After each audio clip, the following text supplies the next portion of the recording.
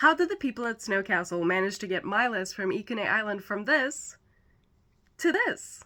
And if you haven't already, please go wishlist Ikonei Island on Steam. They started by creating concept art, which is kind of like the general vibe and look we were going for. Then you move on to sculpting, which is actually pretty much like clay sculpting, just digital. Okay, so here comes a difficult word that I'd never heard before. It's retopologizing, which is where, in my head, you need to apologize to this beautiful high-resolution sculpture you just made, because it's time to downgrade it to a model that is actually easier to animate. Moving on to UV mapping, which is kind of like creating a 2D version of your 3D model. It's kind of like your character's skin in a way. And the pictures of this stage looks absolutely terrifying. 3D characters also need a skeleton, and that is what happens in the rigging phase. In the final stage, the one we've all heard about, animation, is when you connect your 3D model onto your skeleton so that you can finally animate it and make it move around. If you want to see more of Milas, then check out Ikonei Island. And if you have other questions about how to make an indie game,